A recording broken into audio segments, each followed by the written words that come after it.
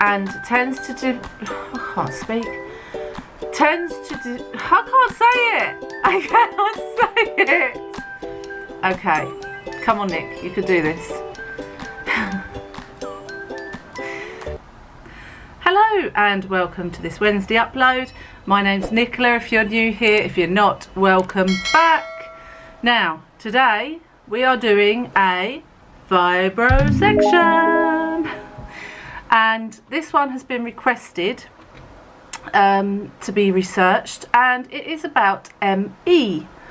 Now, the actual term, what ME stands for, I'm going to try and pronounce for you, but it's quite tricky.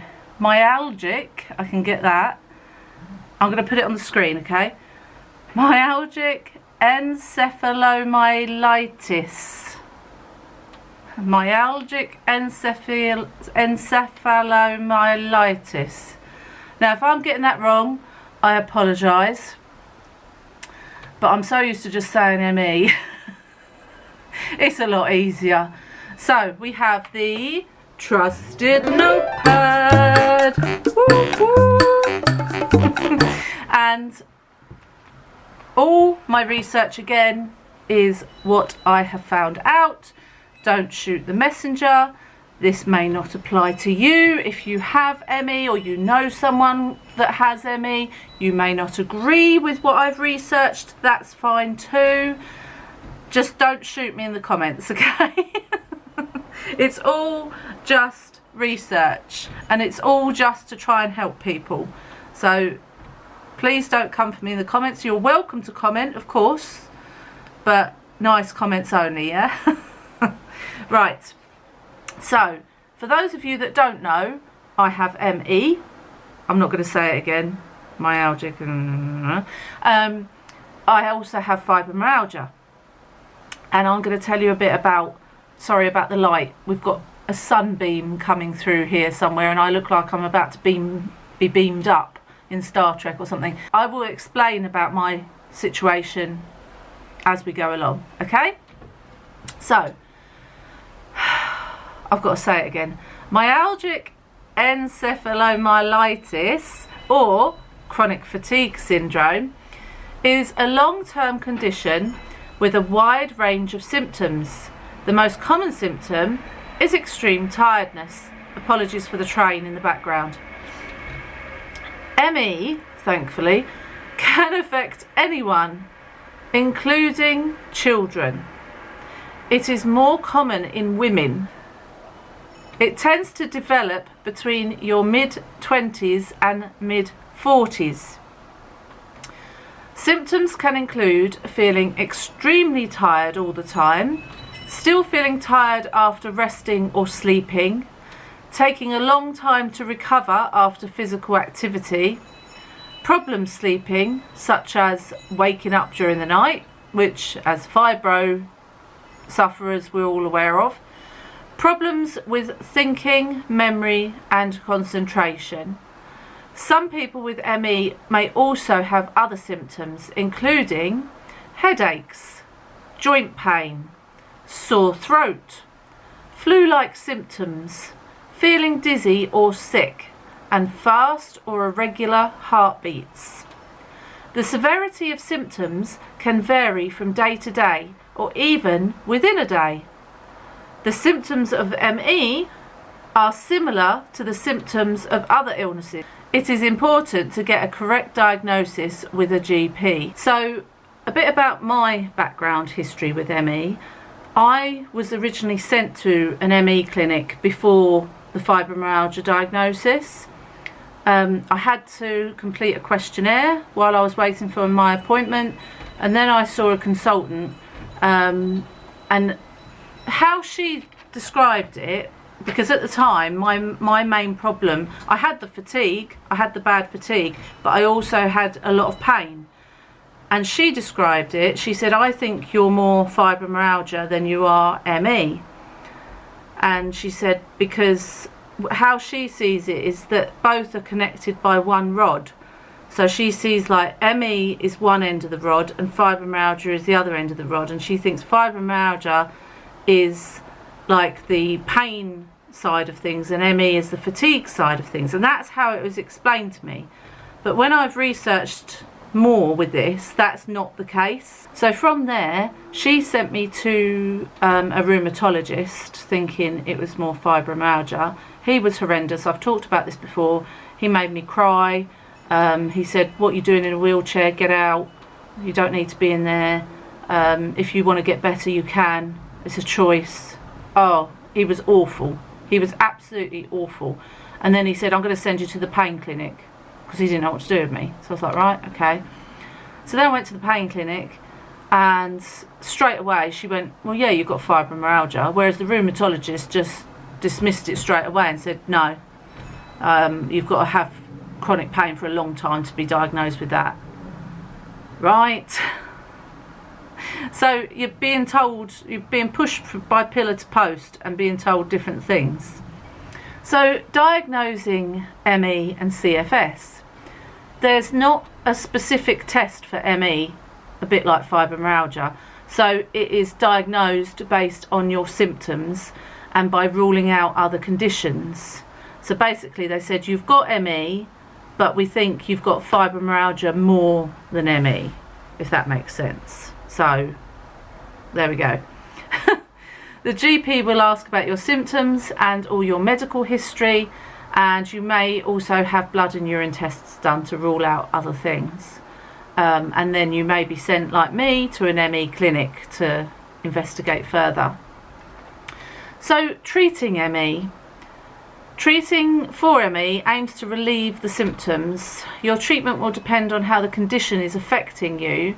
There is currently no cure for ME, but there are treatments that may help you manage the condition.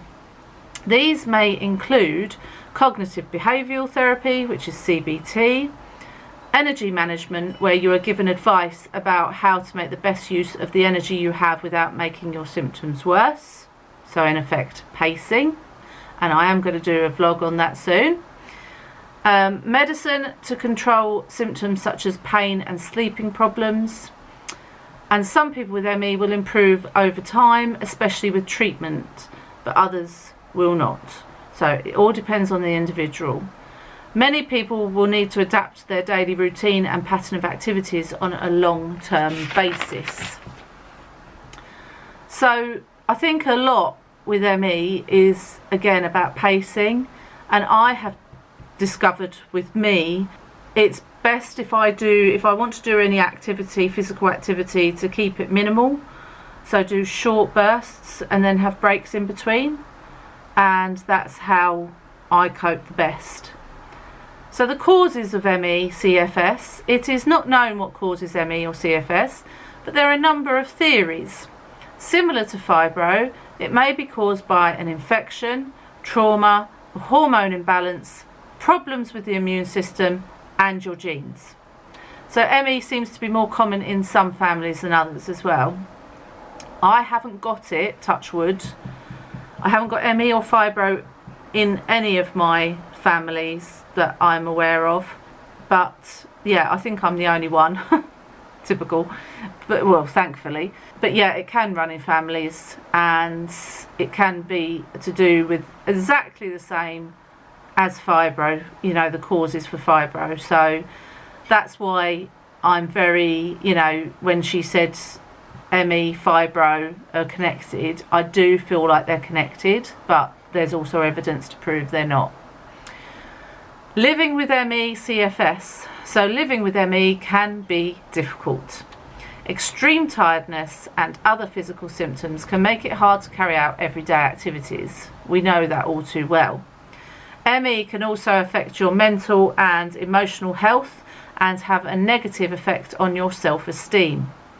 As well as asking your family and friends for support, you might find it helpful to talk to other people with ME. Do your own research and find out information how you can help yourself, because this is what I did. As soon as I left finding out about fibro and ME, it was all about the research for me, because nobody really was out there to help me. The medical professionals, some you can find that are really good, like my GP, I love her, I think she's brilliant, and she listens to me, and she goes a lot by what I say, but also she's got her medical knowledge as well. And I have asked her, I said, should I be seeing like a rheumatologist or anyone like that? Because I haven't seen it. I've seen a rheumatologist once, that one time when he made me cry. And my GP said no, because they can't do anything that I'm not doing. So I can give you all the medication and stuff that they can give you. There's nothing else that they can be doing. So that's why I don't see anyone else anymore. I just see my GP, and she manages it for me. But there might be other medical professionals involved, but not all of them are very, very knowledgeable about it. Some sort of like to just brush it under the carpet, as if, you know, actually this is a classic example, right? I went to a back pain clinic, which you probably saw my video on, and one of the men that was on the back pain clinic course with me, he said, oh, did you say you've got fibro? I said, yeah, I've got fibromyalgia and ME. And he said, oh, my wife says she thinks people with ME are making it up and it's all in their head, and laughed. And I said, well, my answer to that is I just hope she never gets it, or you, because then you'll see what we're talking about. And I have to laugh it off, because it still does kind of infuriate me that people just are not willing to understand it, or even try to understand, and no one can fully understand unless you've been through it yourself. So for those people, you just got to say, wish you all the best, move on. The ME Association is a charity that provides information, support and practical advice for people with the condition. And if I can find the link, I will link it in the description for you, so you can click on there to find out a bit more. So it is possible that inflammation of the central nervous system is as important in fibro as it is in ME. However, fibro is often characterised by points of tenderness in the body, joints and muscles, while more generalised pain is more common with ME. So yeah, ME, the pain that you get with that is more all over, whereas fibro is in certain places. With how similar these two conditions appear on the surface, it can be challenging to know which one is affecting you, or if you're experiencing both, like I do. Both the conditions overlap with symptoms, but both are treated similarly as well. Whatever your symptom, treat it as you would for either of them. So with the medication prescribed, with supplements, alternative therapies, gentle exercise such as stretching, swimming, walking, seated yoga. And I've got a seated yoga video you can follow. I've got mindfulness videos you can follow. I've got stretching videos you can follow. I haven't got swimming videos. You could just go to a pool and do, I'm not saying do 100 lengths. I don't think I could have done 100 lengths before I got ill with fibro and ME, but I'm saying, like, if I go in a swimming pool now, I would do the maximum of 2 lengths, and then I would stop and I would just like hold on to the side and stretch my legs out and kick my legs and try and just work that part, but not over exert myself. And then if I feel up to it, I might do another 1 length or something, but I never push it, because I know I'm going to suffer for it. But swimming is really, really good. So mindfulness, like I said, I've got the videos on, distraction and physiotherapy.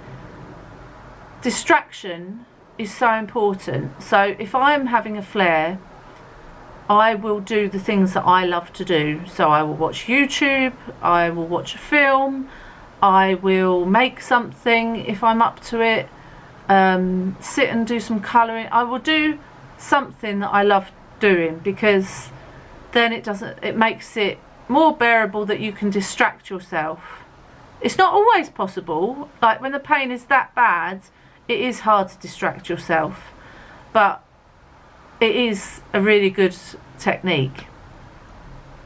And physiotherapy, I've had a lot of physiotherapy since becoming ill. I've had it on my knees because I've got osteoarthritis in my knees. I've had it on my hips because I've got tendonitis in my hips, and I've had it on my back. So, and my wrists, actually, my wrist as well.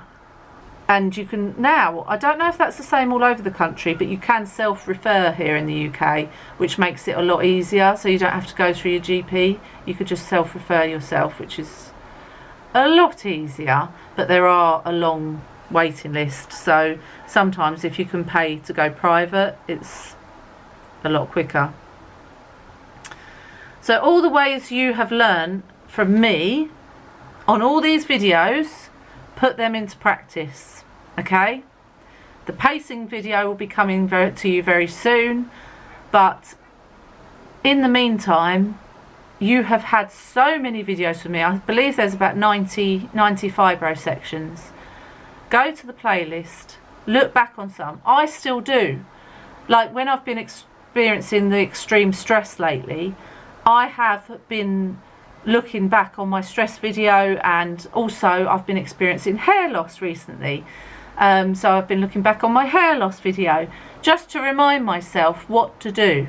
Because I think we all need a reminder every so often. We forget how to look after ourselves and what, you know, the main things are that we should be doing to help ourselves, because it's a horrendous illness.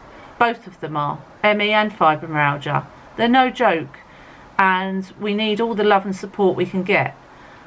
So do check out the videos and remind yourself of how to look after yourself, because that is the most important thing. I'm going to attach some fibro sections in the description as well, so if any of the ones that I think might be most helpful to you at the moment. But like I say, go along and check them out and see if you can find any that help you.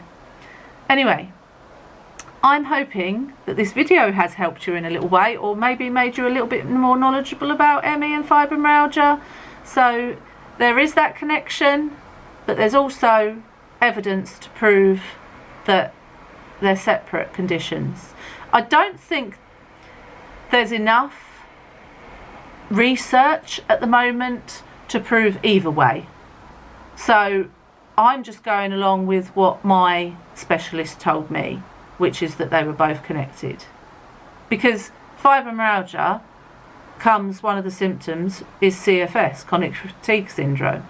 So that's what ME is, you know. But there are very lot of similarities between the two and all the symptoms. Anyway, like this video if you've enjoyed it, subscribe for future videos, and leave me a nice comment. And then if you can educate me any more on ME, carry on. You include it in the comments, and I will be interested to read it. Take care, and I will see you all on Saturday for the weekly. Bye.